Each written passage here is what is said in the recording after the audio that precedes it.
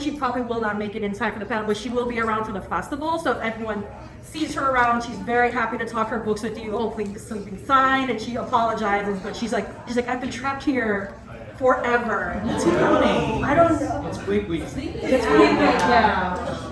So she's like, I've been here like half an hour. So she sent her apologies. She really has been trying to be here for a while. So yeah, so Not just you and me. apologies. We're gonna find. Definitely apologies for that. I'd also have to say that Yvette Tan was unable to join us today for she was having to come from the Philippines and it's just didn't work out. So but she did send a video that I played that she sent for everybody to see to greet everybody in the room. So we'll play that during this panel. But I do want to thank everybody for coming to this workshop or this panel discussion with the authors that we have with us, Mia Manansala and Victor Manibo. Yes, that's correct. Manibo. Okay, so and I'm Espera. I'm the moderator. When I'm not a Filipino-American literature fangirl, I am the communications director for Auditorium. And for a long time, I was the head of news production for the guesting at Jerrel Ramos. So I would say it was a mild abuse of power for me when I was a news producer to really report the author story because of the author stories and edit for myself. So, but I always enjoy talking to Using authors. your powers for good. Absolutely, and it's always fun to come to events like this and meet with authors and fans like yourselves in the audience and to just dive into the work that they do and get to know them a little bit deeper, right? So that's what we're going to get to do there. So just for intro purposes, I want to welcome Mia P. Manansala, a Chicago-based writer and book coach known for her humor and exploration of the Filipino diaspora, queerness, and pop culture. She won the 2022 Anthony Award for Best First Novel, the 2022 Academy Award, and several others, including the 2021 Agatha Award.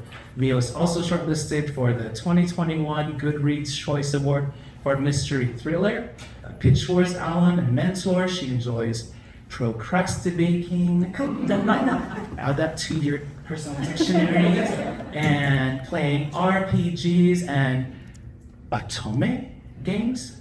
Dating sims.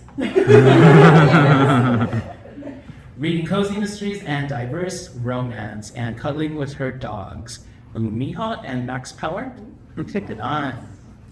And we also have Victor Manibo, a Filipino novelist living in New York.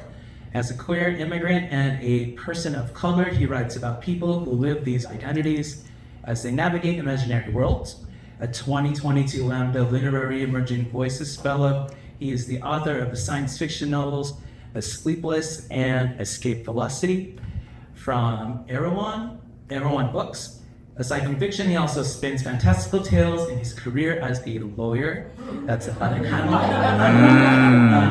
He lives in Queens and with his husband, their dogs, and their 2 cats. Welcome, the two of you. Thank you for coming from afar to San Francisco. So glad to be here. And you're also a Pitch Wars alum. I am. So we were both part of the same mentorship. Pitch Wars was a mentorship program. It's defunct now, but I was way back in 2017. And You were a mentor, I was a mentee. yeah, And it was this really amazing program that helped newer writers learn from more experienced, more advanced writers. And if it wasn't for Pitch Wars, for Rob Hart, I probably wouldn't have a coach. yeah. So we're just saying that we've technically known each other for years online. It was the first time meeting in person. So this is very exciting. Right? Yeah. So we're looking forward to this. Right on. So just to kick off the discussion, just real quickly, Mia, can you talk to us about the Tita Rose Pigeon Mysteries and all of their books are downstairs in the market. So if you haven't seen them or haven't picked it up yet, definitely buy them. Yes. So the Tita Rosie's Kitchen Mystery Series, they are lighthearted, humorous mysteries centered around a family-owned Filipino restaurant in a fictional town outside of Chicago. They belong to a subcategory, a subgenre of mystery called cozy mystery. And based on the name, you can probably tell like what the vibe is. I call them like Hallmark movies with dead bodies. So there is no graphic violence, sex, or bad language on the page. I literally wrote a book for my mom, so that she could. I don't want it to be like, oh, don't look at the page. It's they're light, they're fun, they're humorous. Yes, there's murder, but there's also literally like recipes in the back. The dog, Longanisa, who's on all the covers, that dog, it will be fine. For like nothing's ever gonna happen. That dog looks better than I do. No, so if you enjoy like the more like puzzly aspect of a mystery, but you don't want to, be like up late at night with like serial killers or like horror, like those are. I'm more of a beach read kind of mystery if that's what you're bugging for. Gamas. Thank you so much. And Victor, Filipinos in space. Can you talk to us about what brought you to sci-fi and how there's a place for Filipino voices, Filipino characters in that genre? Sure. So I've written two sci-fi mystery thrillers. The first one is called The Sleepless. It's set in 2040s New York in a world where part of the population doesn't require sleep and cannot sleep, and so they kind of monetize that extra time, and it creates like stratifications in society, which I wanted to explore. But at the same time, I'm also a mystery girly, so like there is a dead body in my book. The dead bodies are on the page, and there is some kind of the opposite. Like, there's brutality, there's like violence that's on the page. So that's so you can get the vibe. And the second book is called Escape Velocity, which my publisher has marketed as Knives Out in Space. It takes place on a luxury space station where high school reunion is happening. It happens to be the high school reunion of like billionaires, and shenanigans ensue. People die. People get into crazy stuff. I wasn't sure if we had children in the audience. I was watching my language. I heard, yeah. So these are the two books so far, and I wrote sci-fi because those are the types of stories that I liked growing up, and at the same time, I felt like it wasn't a genre that I saw myself in a lot. I think in many genres, like they're predominantly white, but especially with science fiction, and not just white, but like white, cisgender, male, able-bodied, Christian, and that's just been the tradition of science fiction since like the 40s. And I was like, you know what? Let's make some stories where the main character, the hero, is brown, Filipino, unapologetically Filipino, and queer at the same time, and maybe has a mental illness. So it's like just really breaking kind of the stereotypes or what has been the canon for science fiction. So, yeah, like Knives Out in Space was already like, yes, like queer Filipinos too. It's like, God, bigger, just like take my money. That's the goal. To take everyone's money. This is why we do this. Yeah. Right on. So let's jump into some questions for you all. What would you say are the essential ingredients to a detective or detective-y character? Thank you. I guess it would depend on what kind of, because again, like with mystery, there's like a wide range, a wide spectrum of it, right? So it's like Cindy writes like a Filipino American bounty hunter, right? That's not a light, fluffy, like it's not a Janet Ivanovich. It's a little more gritty than that, like that's one thing. And then there's me, like the light, fluffy, more laugh out loud. It's more about the effects on the community and how it happens as opposed to like the mystery itself. That's what I write. So with me, when you read a cozy mystery, there's a certain amount of like suspension of disbelief because you're like, oh yeah, I totally buy that this 25-year-old cookie baker is going around solving murders. Cool, I get, So when I am devising a detective, it is a very different thing than like your grittier, more like, so if you are interested in like traditional mystery, cozy mystery, I don't like the term likable, especially in terms like women heroine, but like they have to be someone you're just like related to enough that you want to see them through. Because people think of mysteries as like very plot driven, like, oh, you're trying to solve a crime of some sort. but I feel like the best ones are more character driven, right? Like most of them, like I've read mysteries my entire life, and I've never been like, oh, that plot, oh, you know, it's more like, oh yeah, I pick up the next book in the series because I love the characters and the world, and like, maybe I don't want to live there because there's lots of dead bodies driving, but I want to spend time with this person. I'm cheering this person on because I think you are ridiculous for trying to solve a murder, but good for you, you know? And so I made her 25 for a reason because I remember myself at that age where you think you know everything, but you clearly know nothing. And do you say her name Lila or Lila? Boom, because she's Filipino American. I got, you know, my middle brother, his name is Nolan, Nolan. But we found out when we met, when he first introduced us to the woman who would become his wife, who's also a Filipino nurse, so there's no reason he had to like mispronounce his own name at first. My brother's a Filipino nurse. So a lot of his friends, so like his younger friends, like the friends that I knew from grade school and all that, they all call him Nolan the way we do. But his friends from later on in college and his work colleagues all called him Nolan. And so we were sitting around, you know, like Olive Garden or something like that, and his then girlfriend, now wife, turns around and she's like, are they calling you Nolan? And we're like, you mean his name? Yes. What? And she's like, he told me his name is Nolan.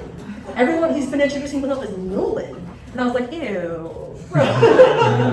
And he just got so tired of like correcting people that he just started doing that. And so with the Lila character, it's the same thing, where like maybe like her family and certain, you know, people who are close to her would call her like Lila, because that's how you would pronounce it, you know, certain generations. But like the more, you know, white Americanized version, like she's Lila to her friends and at school and things like that. So very, very Filipino diaspora. Exactly. Thank you. Should I ask something? No, sorry. So I bought Black Widow Beta first, and I was like, oh no, this is the third one. I would have like read the other two, and I didn't have time, so I like did the audio book.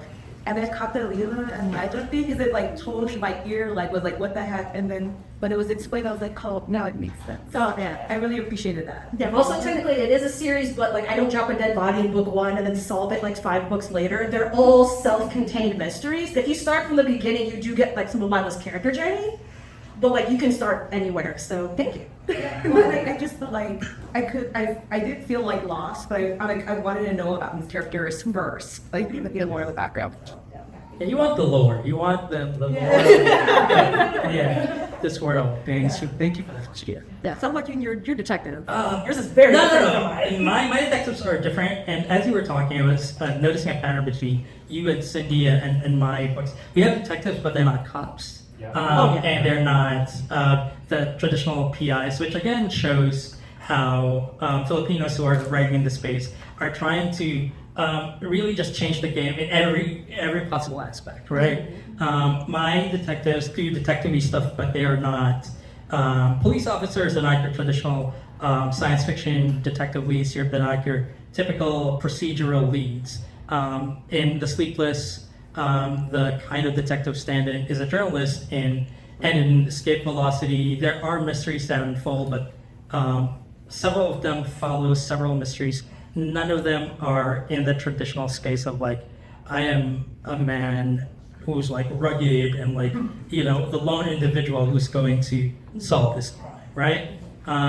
And I think there is a need and a craving for readers of all types and generations to kind of follow a mystery, not for the plot, but like you were saying, for the characters. And these characters are, when you're inundated with lawyers and doctors and cops on TV, you want to just change it up a little bit, right? When you think of Poirot is a traditional detective, you know, he's the detective for her, or Jessica Fletcher, right? But you are drawn to them because you are interested in their quirks and their mannerisms, in the way that they think about things or the way they view certain situations that are a little bit different from the norm. Poirot, one of the greatest detectives, is Belgian in a very English setting. So he is an outsider. And I feel like when I write mysteries, when Filipinos write mysteries or even science fiction or fantasy, like they're always coming from that outsider space also. And that to me is interesting. I think that's interesting to just a wide swath of the readership. So that, when you were saying that, reminded me. So I actually do have a short story that is a PI short story. Right. But it's part of an anthology called Fit for the Gods, like a reimagining of classic Greek mythology. Because again, Greek mythology, any of the Greek retellings tend to be a very certain viewpoint. Yeah. So my retelling is called the Furies Detective Agency, which are the 3 Filipino siblings who run a detective agency in Chicago that specializes in family drama and revenge. Because it's a take on the Furies and also the story of Electra and Augustus, which is a very very misogynistic story. So we want to tell the story and so it's just taking these two that are very classically seen as one particular thing. And I'm also very obsessed. I'm a huge nerd, so I'm obsessed with this game called Hades. And so Hades. So this short story is essentially Hades AU fan fiction because I'm in love with Meg. So Meg is the protagonist, and so this is my by disaster PI story of retaking and retelling the story of how, because that particular Greek myth is not just about revenge, it's also about the first establishing of law with Athena. And so I was just you know what, this is the idea of justice that is being told in this Greek myth does not vibe with me. How would I kind of contemporize it, modernize it, make it from my particular viewpoint? And that's how I came up with that short story. So it's always from that coming from the side. Exactly. Yeah. Hurry it up a little bit. And it's more fun too. There's just that room for creativity. Okay, it's been done this way, and it's great. This is not to trash the classics. I owe a lot from the classics. Yeah, the classic for a reason. The classics are good, and that's what made me fall in love with literature and reading and then writing. But then you want to challenge yourself, and challenge also at the same time the readers, challenge the publishing industry to hey, take on a different kind of story. How about this kind of story with this kind of characters? Thank you. Next question. Were there any specific Filipino or Filipino-American cultural nuances or traditions that posed challenges or opportunities when it came to developing your plots and characters? And, for example, how do your characters respond to murder and violence? Through that lens. Sure. Sure. Okay, so I'm going to talk about a book that hasn't come out yet. It's going to come out next year. It is called Dead Note from Zafir Books, coming out in May. And it is a crime thriller, not sci-fi, not fantasy. It's very grounded in reality. It's based on the My Way murders, but I set it during the turn of the millennium, around 2000s, during the Arab Estrada administration. And so it's technically a historical thriller at this point because it was more than 20 years ago. And because of the setting and because it's a book set in Manila during a specific time period, there are a lot of references that I used. And one of the challenges that I came up against is people from the publishing house saying, I definitely understand this reference because they do fact checking and all that, but I don't think the readership would connect to it. If I mention Eat What I've Got, for example, that can be alienating, and I'm but why? Well, why is it alienating is the question, right? Why do I question it? I am reading currently a cozy mystery that I'm enjoying that has a lot of references to Willy Wonka and the Chocolate Factory. A movie that I didn't grow up with because I grew up in the Philippines. I moved here when I was an intern. So I didn't grow up with that, but I was expected as a reader of this book to understand who the hell Veruca Salt is and what happened to her. I don't know. I turned to my husband and was what is a Veruca Salt? But that goes to show, the space that you and I operate in kind of have expectations of what is the shared collective knowledge of the readership, and that's always going to be a challenge. And at least for me, I think for me and everyone, all the writers here really try to nudge that in a direction of more openness and more kind of widening that shared knowledge that it's okay. We can talk about the longest running time show in the Philippines in a book about the Philippines set in the Philippines. Yeah, I think so. And in the same way that we can talk about a minor character in a movie that came out in the 70s. So that's like an example of a challenge, that's something that comes up every so often when I'm writing more contemporary stories. The first two books were, science fiction, so not a lot of cultural references that I had to really struggle with.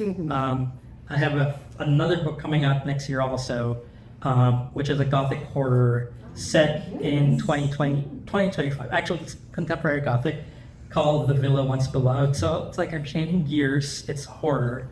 And I have to talk about the current president. And thank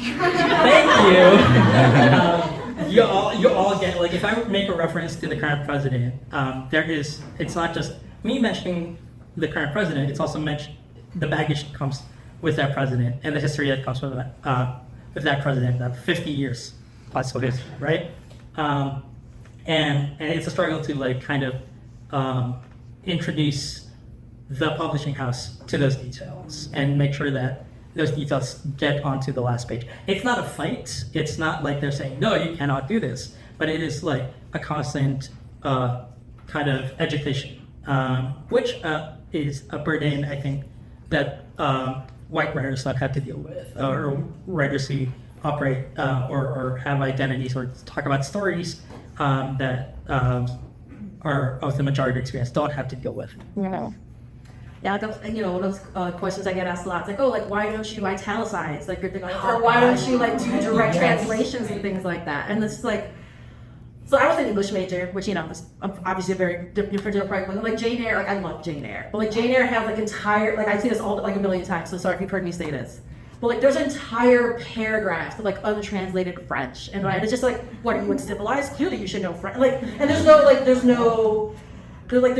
explanation for it. There's not even any context. We're like, well, maybe I can kind of understand. Like, literally like a page, and I'm like, well, I guess I'm just gonna skip over that, and then you're just kind of expected to, like you said, like to just know in the general consciousness, and like we have to do that same thing. Right. For me, it's a little bit different because I was born and raised in Chicago, right? And I didn't have a large Filipino community growing up. I grew up in a working class, majority Latina neighborhood called Manansala in Chicago, which the name is very obvious, right? And so I didn't have a Filipino community, I had my family. So I grew up in an intergenerational household, my maternal grandparents, parents, me, cousins, aunts and uncles, my brothers, people I thought were my aunt and uncle, because I realized they weren't blood related, that.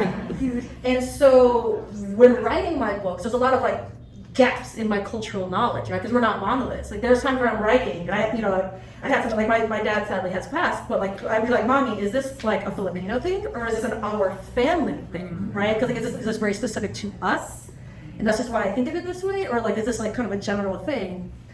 That's why, like all my books have office notes in the beginning, with like content and stuff, and so especially Arsenic and Adobo, which is the first one, I had a sensitivity reader, because like, yes, I'm a Filipino American born and raised in the Midwest, who's writing a Filipino American born and raised in the Midwest, but there are I only have like that very particular knowledge, and I wanted to make sure like am I accidentally feeding into these like unconscious biases or stereotypes or just things where like I am ignorant in these areas because I can't know everything. So I had a homeland Filipino, like born and raised and still currently living in the Philippines, reading my book, because like, as you said, like I don't want my book only to be read by Americans. Like, well, if you're not American, you're not gonna get it. Like that's what I'm writing these things for, right? So so I had to read it and give me notes and things like that. And it was like very, very helpful. So that's one of those things where like even when you are writing from your own viewpoint, you can't just assume that you're gonna have all the knowledge of everything. Like that's like a really I swear I write for a living. Words.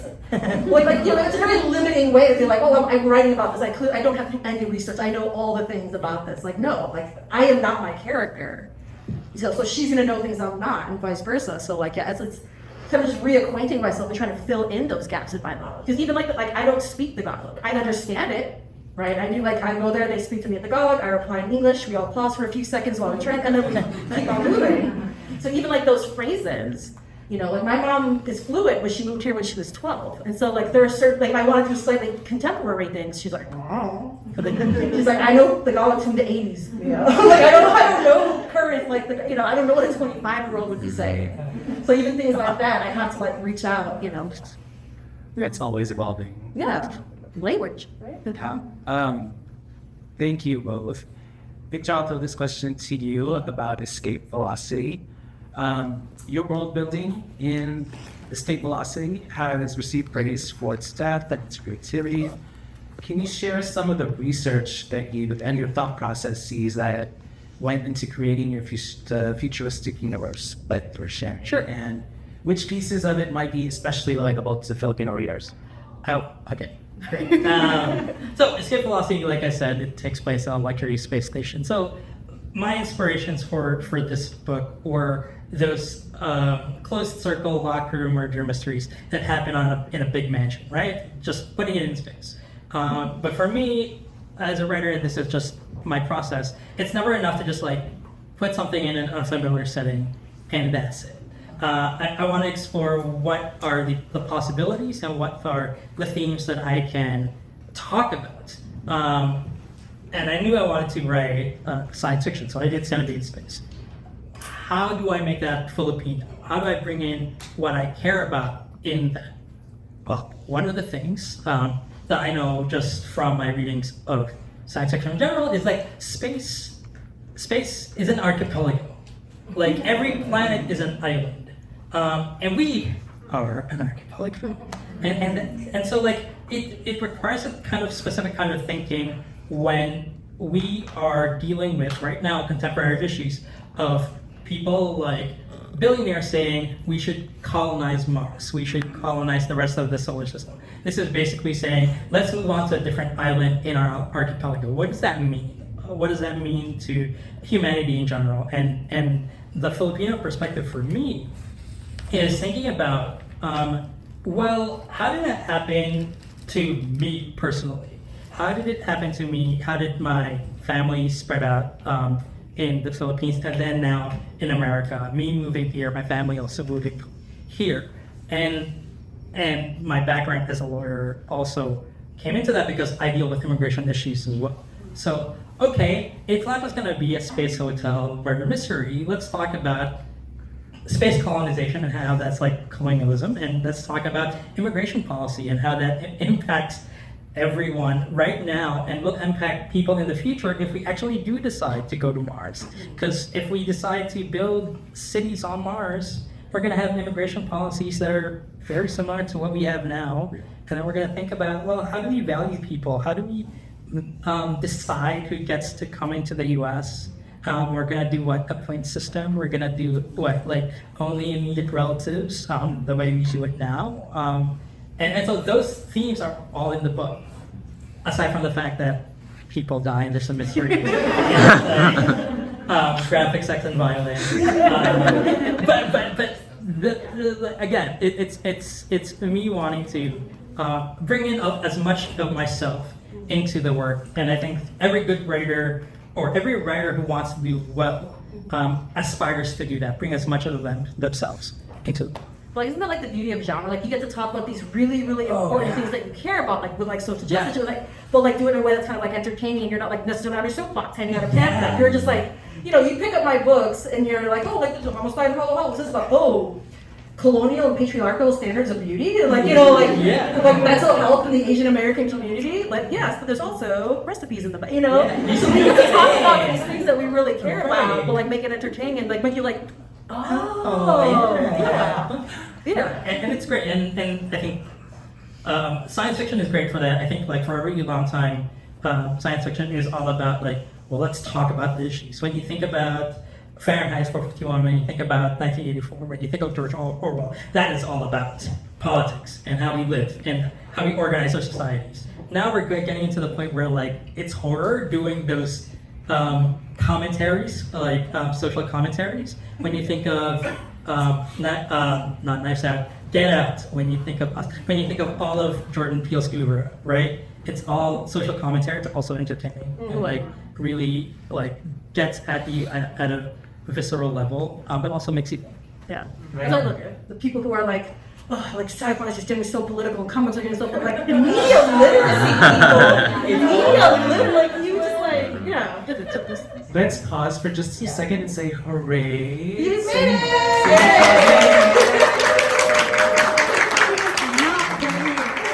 I was on Bay Ridge for like 5 hours. Not 5 hours, but it felt like it. Thank you for coming during Fleet Week. Super appreciate it. Take a seat and join our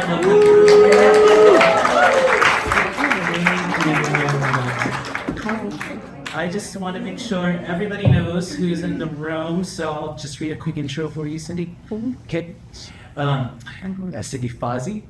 So, Drama queen, lady. Now I'm making it That's the one. Filipino-American writer and former Associated Press reporter. She is the author of the upcoming Domingo, the Bounty Hunters series, Love Domingo. Including Multo, which also is downstairs, a big wolf in the marketplace. Her historical novel, My MacArthur, was a quarterfinalist in the 2018 Screencraft Cinematic Book Competition. Born in the Philippines, Fazzi studied at Ateneo de Manila University and Ohio State University and has worked as a journalist in several countries. She also writes romance under the pen name Lina Arno, with In His Corner, released in 2015. Thank you.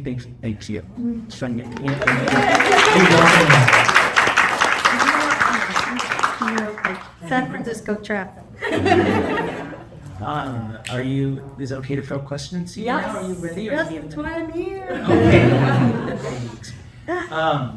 Well, I just wanted to jump into Multo and ask, the concept of Multo carries significant cultural weight in Filipino folklore. How does this theme of the supernatural reflect the struggles of identity and belonging for Filipinos in America or anywhere abroad? And how do you hope it engages readers with diverse backgrounds? Yes, so Multon is ghost in Tagalog, and Filipinos call undocumented immigrants TNT, Tago ng Tago. But when I wrote my novel, I didn't really want to use that term. I wanted to create a new word for undocumented immigrants, and I chose Multo because I think most Filipinos believe in ghosts, or if they don't, then at least they believe in the afterlife. And for non-Filipino readers, I wanted to emphasize the one quality that undocumented immigrants share with ghosts, and that is the invisibility.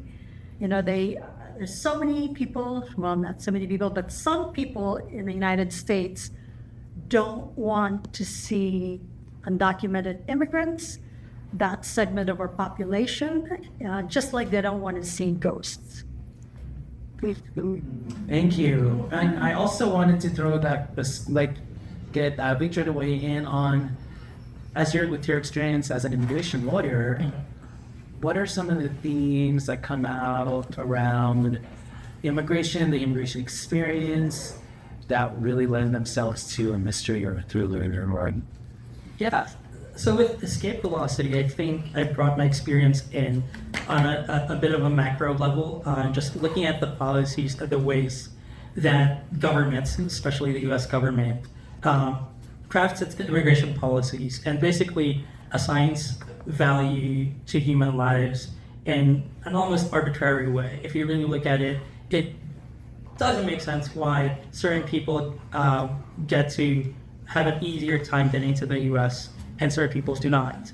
And we can get into that, but so that's a major theme in escape velocity, because in this luxury space station, just like many hotels and cruise ships, the staff are mostly Filipino, and they do not get to go to Mars. They do not get to go to the promised land, but they get to serve the people, and they get to, toil away, and they show more skills, better skills suited for Mars. They're working on a space station. They would know how to live on Mars, and yet they are forbidden from doing that because of the fact that they are born in the Philippines, because of their background, because of certain traits that policies have said, well, these are not traits that we want when we build our future colony or our colony on Mars. So that's how I brought that in.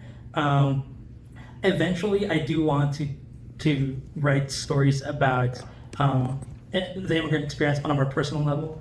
But for this one, it's like, we're going to talk about the top level policies and like how it's all messed up. Thank you. I'm going to turn to Mia and ask Romer and Mamon. How did you balance family history? Because we learn like a deeper family history from Moderator, right? In that story. And how did you balance family history and crime and murder at Mamon to avoid cliches and create So first of all, thank you. It's one of those things where like, hopefully I'm avoiding cliches. Depends on who you're asking, according to Goodreads. I don't go on Goodreads. I've learned. Don't worry. I'm safe. So for me, again, because I keep my mysteries, I'm very character driven. I do try to get in their heads, so I plot, which means I plan my stories ahead. That which means I know who the murderer is. I know how it's supposed to end. But I need to keep asking myself, like, how do we get there naturally? What choices would the characters make that would lead this way? Because I don't want to do like, well, my outline says this, so this has to happen, because that leads to a very like cardboard cutout, very flat, like, why isn't this working? Anytime I try to force it. And so a lot of times when it's not working, I have to get into the characters' heads. Like, so with the calendar crew, my little group of Ninons, my aunties. So Murder Mamon focuses on them. And it strikes Neon April particularly hard. And so in early books, they're just kind of like fun side characters. Like they're always, like I come like a Greek chorus, they're always together. Sometimes they don't even get dialogue tags because they're like, well, one of them says they all say. But in this book, I had to be like, well, but these are all people and individuals. And like, yes, they have many similarities, but they're also very different human beings. And what led them to being this way, and why do they think this way? And so I create like little character profiles, and I get deeper into their history. I figure out like their backgrounds. And Neon April is a very interesting character in and so I had to go just deeper and deeper and deeper and think of like what are her connections to her family, because she, out of the trio, she's the only one who never married, never had kids. What is her connection to her family? What does it mean that she made these choices? What does it mean that this tragedy has struck her? And so I kind of try to center it around that, because again, the whole point of my books, like the whole reason I'm writing an amateur sleuth isn't because like, yeah, yay cops. It's because like, how does it affect these individuals on a community level? What does it mean that this young woman was murdered? What are the ripple effects on the people around them? So I always try to keep that in mind, to the point where like my editor, but my early drafts, my editors, without fail, every single book has been like, Mia, the food is delicious. I'm loving the family drama, but this is a mystery. So can we get like more investigation scenes? So if you feel the same way, don't worry, my editors also agree. But I'm so much more interested in the human stories. For me, the murder mysteries are just have an engine that drives it forward. It's like the characters and how they're reacting to it that I'm the most interested in. So if you like that, thank you. If you don't, I'm sorry, my editors agree, but you know what? Thank you. For both Mia and Victor, how do you approach creating authentic, queer characters and relationships within a mystery and or science? I base them off of people I know. No, I'm kidding. All my friends are like, is this supposed to be me? No, you egotistical person. The great thing about what's going on with, like, I'm going to talk about science fiction, fantasy, and horror literature. That specific field right now. The great thing about what's happening there right now is a lot of queer stories are coming out, and a lot of queer stories that are intersectional. Meaning, it's not just, it's not just me, not just the brown queer person. There's also like people with disabilities or mental health issues, and from a different income background, economic background, social economic background, and they happen to be queer. And each one of those kinds of characters or people will have different motivations. They will have different goals. They would have different outlooks on what happens in a mystery, what their relationship is with violence, what their relationship is with death, what their relationship is with being targeted by, the police or the authorities, right? And that will impact, those events will impact them all in different ways. So I think just a consciousness of all of those points of identity and as a writer, you kind of want to be conscious of identity, but you don't want to overthink it too much. You want to make sure that this is still a person, which is what Nia was saying. Like, these are individual people. They just happen to be like, for example, someone who is has depression. Not every queer person with depression who happens to be Filipino will react the same. But you have to just kind of dial in on who this person is and how those like aspects of their identity relate to the goals, the motivation, the elements of character and plot that every writer kind of has to be aware of at every step of the way. Cool. Yeah, so for me it's a little bit different. I'm what we call like a latent life queer. So with Lila, I've never explicitly stated her sexuality. So when I first created her, in my mind, like literally in the character profile, I described her as tragically straight. Because with the first book, again, like if you've read the rest, you know, the first page, like I'm playing very heavily into like those Hallmark like tropes that I was playing around with. And like Hallmark is tragically straight. And I'm like, okay, like this is like straight people nonsense. She really needs to stop choosing these like cishet white boys. Like that's why she's like messing up her life. That's how the first book starts. But then like as the series went on and I was writing, like, introducing the characters, you know, I've had people messaging me. It's like, oh, does she have a crush on this? But like, well, she's like having conversations with like some of these like women suspects, and she's like, does she have a crush on this? Or it seems like she's kind of like flirting with this person. I'm like, oh man, I'm just kind of subconsciously linking certain things, and then she's like, oh well, me, because again, when the series starts, she's 25. I didn't know at 25. I was damn near 30 when I figured it out. I was writing my very first book, which never got published. It was called Death Comes to Comic-Con. And it featured a queer Filipino-American millennial solving a murder mystery at a Chicago comic book convention. And again, that was my very, very first book. There was a lot of self-insert. You know, have this, you know. She was just like so much cooler than me. But like, you know, like I was writing a scene where she was supposed, like talking to who was supposed to be the love interest of the guy, and the scene wasn't working. I didn't feel it. Even like critique writers were like, I don't buy this. I was like, okay, fine. That's for later. I'll write the next scene where she meets. Because inside the comments, so she's meeting her hero, which essentially is the Yellow Power Ranger, and you know, and so, like, she's always hero idolized, and that character was canonically correct. Like I had already planned that, but as they're talking, I'm like, is she flirting with her? I guess she's bi. And then I started writing more and more. I started pouring more of myself into that character, and I'm just like, am I bi? Like I was already married to this dude, and I was just like, no, women are just pretty. I don't know. And I'm like, oh wait, CL21. Like a lot of things started to click into place the more I wrote that character. I love this journey. Yeah, it wasn't right. My pitch was mentor Kevin was like, oh, like, you know, like just add like your own voices. Like, are you blind? I was like, I don't know, but I might be. Like, I was on a journey with my mentor, figuring it out as I revised that book. So I never explicitly stated it for the Tita Rosies, just because I'm like, who knows? Maybe. I thought I was straight in the beginning, and then here we are. But I have a YA coming out in May, and in that character, she's a queer Filipino-American teenager in Chicago, and I made her explicitly on the page queer because I figure a teen now has so much more, a wider range of representation in the media, where maybe, it's like, I wrote the dedication to myself. The dedication for that book is to young Nia. If you had this book when you were younger, maybe you would have figured some stuff out sooner. You know, like just because like there's so much about identity as a kid, where if you do not see yourself represented in certain ways, maybe it doesn't occur to you that there are certain aspects of yours, like anything to Filipino identity or anything like that. And I was like, oh, maybe if I had seen that, oh yeah, there's a lot of letters in that LGBT acronym. There's a whole spectrum of ways of being. Maybe I would have understood more about myself.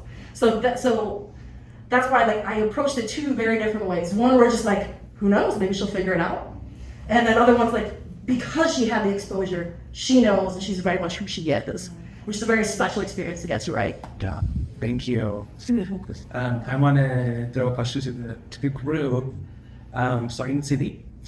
What is your approach to setting up a suspenseful or thrilling moment?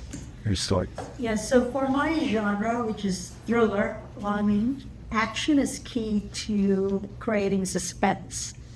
However, it doesn't have to always be a fight scene, but certainly it can't be, you know, your characters can't be just sitting around thinking about life.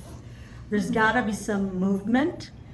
And so in my book, Luto, whenever my protagonist, Domingo the Bounty Hunter, is following a lead or information to solve a case, that's usually when suspense happens. So whether he visits a hospital or a nursing home or a street fair, that's where he discovers an important part of the puzzle that he's trying to solve, and suspense kind of organically happens. So action is definitely key. Thank you. Good tip. For me, one of the things that I like to use is dramatic irony. I usually tend to write mysteries that are, look, the first book was like first person point of view because I was playing on easy mode. And it's my first book, let me try this. But then everything after that has been a bigger cast, an ensemble cast, different points of view, stereoscopic points of view, right? Right now, I'm almost always writing that in that style, and maybe that's also a Filipino thing. That's actually a bigger community, a different points of view. But writing stereoscopically allows me to give the reader information that certain characters do not have, and that really is good with building up tension. For example, if character A says like, "Okay, I'm gonna kill character B," and then character B is like blissfully arriving at this dinner, not knowing, but the reader knows that. That's already like, oh damn. Character B's gonna get killed, but he doesn't know it. So that is like just something that we all use, I'm sure. But something that is best used when you are writing in a multiple point of view kind of story, which I love. Yeah, I know. Single first person POV. I do not get to do that. That's hard. It is, because it's one of the, like, you can't cheat. Like if the protagonist sees the thing and thinks a thought, well then the reader sees that thing and thinks a thought. I can't just be like, no, I locked up that thought in my head. Like, it's like that's why POV is actually really fun and interesting when you're trying to do that. The Murder of Roger Ackroyd by Agatha Christie, by the way. Don't spoil. Read it. It's POV. It's important. Just put it that way. Yes. So for me, again, because I write like a little bit more like, it's meant to be cozy. You're not supposed to be post-pounding the whole time. You're just like, why am I so tense? So I actually really love, that's why reading widely outside your genre is also important, because like you said, action is not the only way to increase tension. Actually, like one of the, like a great masterclass in understanding how to raise stakes and bring about tension is romance. Right? Because like how low stakes is like, oh, and we all know, like, again, capital R genre romance, they get together in the end. Spoiler alert. Always. If they do not get together in the end, it is not a romance. It's a love story. It's not a romance. So when you know the ending, and when it's so just like, well, what do I care that these two people get together or not? But you do care. You care greatly. How do you raise the stakes? I can't just drop a body. It's a romance, So like, so reading that and understanding how you make people care so deeply for these very not real people with these very small stakes is actually really interesting. And another one, I was at a writing workshop and I was having, because like a lot of people say like, oh, if you're writing a murder mystery, that first body has to drop pretty early on. And one of the stories I was writing, I could not get there because I was like, well, I can't make you care that there's a murder until I do a certain amount of setup. Or like, oh, who was a dead body, man? Like you're reading a murder mystery, we knew there was gonna be a dead body. How do I make you as a reader care about the stakes involving that? And I couldn't make you care without giving some setup. And the writing instructor was like, you can insert tension in different ways that are not just those, life or death stakes. He recommended this book, like The Long Dark Tea Time of the Soul. But Douglas Adams, yeah. And he's like, oh yeah, like the opening of a book is just whether this person is gonna catch their flight or not. And like there's all these like really big like things happening that are getting in their way and with the obstacles. But if you really think of like, man, like as you know, traveling is very anxiety-ridden. It is very tense. Never know if you're gonna make it on the day break. And so just even what seems really, really mundane, you can amp up the tension in certain ways because you're just like, oh, like you have to get there by a certain time or else this thing will happen. Like especially you have the different POVs. You're like, oh, will person B get there before person A like swaps up their medicine and they die, you know? So like you can do really, really mundane things, but just amp up that tension. Because like we've all been running late for a thing where like, oh no, if I'm late for this thing, that's gonna be an issue. And it doesn't sound so important, but because it's so specific and personal, you as a reader are like, oh, I hope they make, you know? And that's one of the things I do, because mine are just regular people. And you know, I can't just keep dropping her into danger. She's not prepared for any of that. She's not breaking and entering. She's brown in a Midwestern small town. So I have to make it very believable. I'm like, well, this is going to make me super tense in real life. So hopefully my reader is feeling super tense as they're reading it. So Thank you.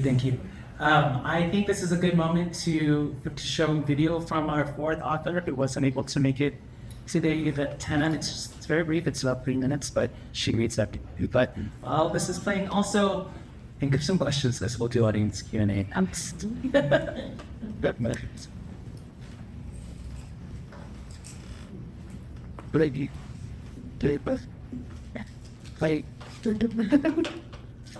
the tension. Will the technology work? Exactly. Nectar, not fruits. Short. There's what I do. Holidays often get bumping that thing. Thank you so much. Horse. You know what grabs fast. Hello everyone, I'm Yvette Tan coming to you from Manila. I really wanted to be there at first, but circumstances dictate that I wasn't able to be at you for now. I'm an agriculture and lifestyle journalist, an educator, and a horror writer. I have 3 books. They are The Waking the Dead and Siki Horror. These two are in English. Siki Horror was a finalist for the National Book Awards, and also Kaba, Limang Po, Maikling Kwento ng Kababalaghan at Katatukatan, 50 short stories in Tagalog. Believe it or not, I'm actually a scaredy cat. When people ask me why I write horror, my answer is your guess is as good as mine. I started writing because I love to read, and back then, the stories I wanted to read about didn't exist. So I realized if I wanted to read them, I had to write them myself. I think this is something that a lot of writers are familiar with. My interest in the supernatural began in childhood. I grew up in the 80s, where tabloids and news shows would run things like school children gets possessed by tree spirits, foreman and a girl seeks refuge in Chinese temple. And this was all part of the regular news sites. And even though I grew up in Manila, the supernatural wasn't separate from city living. For example, my mother regularly brought us to a manghihilot for our basic childhood illnesses. And this was something I found out was common among a lot of kids in the 80s. Unfortunately, manghihilots are hard to find now in Manila apparently. So this outlook is reflected in my stories, which read like they could have been told to you by a particularly nosy neighbor. And aside from using a lot of creatures of lore mythology in my stories, I also like to take inspiration from historical events. For example, one of my stories in Waking the Dead involves the San Juanico Bridge, which was built in 1972. And it's a bridge that connects the province of Leyte to Samar.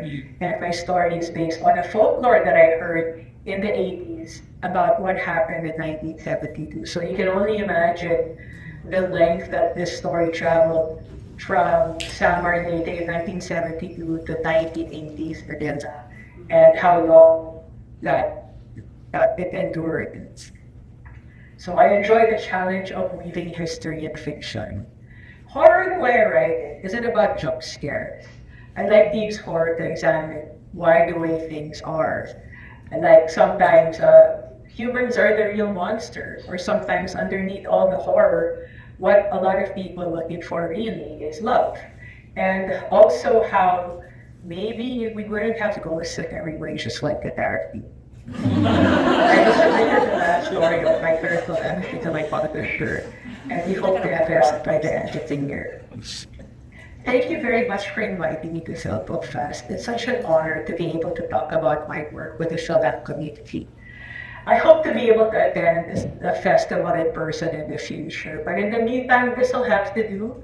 Thank you for listening to my video, and I hope to see you guys all in person soon. Goodbye.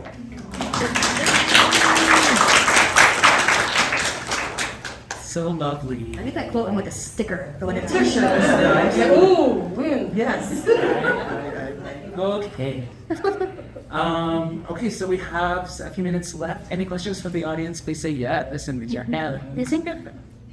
Go ahead. Would you like to have, like, What's your name again? Jen? Jen. Yeah. Jen, go for it. It's Jen for Bell. So I have like a million questions, but I'll start with the first one. When you shared your writing and it was almost like you had a realization about yourself. And I just wanted to ask the panel if anybody else experienced that when they were in the process of writing, if you discovered something like an aha moment just about you. I do. I have a lighter one if you want to think about it. I mean, nothing as big as what Mia went through. But I was listening to you talk about, working with sensitivity readers for folks who are born in the homeland and still live in the homeland, even though you yourself are Filipino American. And because I am a writer in America who, was born and raised in the Philippines and then moved here, I'm always struggling with those questions and questions of identity and questions of like writing Filipinos who are in the homeland, who are who moved here as adults like I did, and those who are born here. And I am realizing how sometimes I can't write Filipino Americans. It's just such a different path that they walk, and it's something that I thought I knew about myself because it's something that I just ignored. Like, oh, we're all the same. Like, and there are a lot of commonalities. There are a lot of common values, common threads, common experiences to us, especially if we're talking about Filipinos and Filipino Americans America. But it's still limited. My knowledge is still limited, and it just reminds me that I will have these spots in my peripheral vision that I don't see because I take it for granted. And I've pledged to always write Filipino characters. Most of my books are going to be centered on Filipinos, a majority brown cast, always. And I need to be more conscious about the differences and not flatten it that we're all the same. And that's a personal journey of. For me, it wasn't while I was writing, it was before. When I decided that I was going to write, I'm like you. I was born and raised in the Philippines. I immigrated to the United States in 1989. I was a grad student. I was an adult. I was a Filipino. That was my identity. And when I decided to write, it's because I felt, and my theme about being invisible is because that's how I felt. Okay, if I had not immigrated to the United States, I probably would not become a novelist because I wouldn't have that compelling need to be seen. In the Philippines, well, I'm among fellow Filipinas. We're all Filipinas. I am seen. I am heard. I was a journalist in the Philippines. But one of my favorite authors of all time, Walter Mosley, said, and I read this only recently, but I realized that was what I was doing. He said, if you don't see your people in fiction, then they don't exist. He is Black, and he was the first author to write about a Black detective. And I realized that was what I was doing. I'm writing fiction because I want to see my own people. I want to introduce more Filipinos, Filipino Americans to more readers. So that is my own motivation. Thank you. So lovely, such a lovely group. Our hour is come to an end. I just want to say, we can definitely stay around for more questions for sure, and the authors are going to be around all afternoon. Also remember the books are available downstairs. Signing is effortless. And signing, you know, super friendly folks, just approach them. But definitely let's continue with the Q&A, but I wanted to do that. I'll be 21 hour. Yeah, submit. So next question.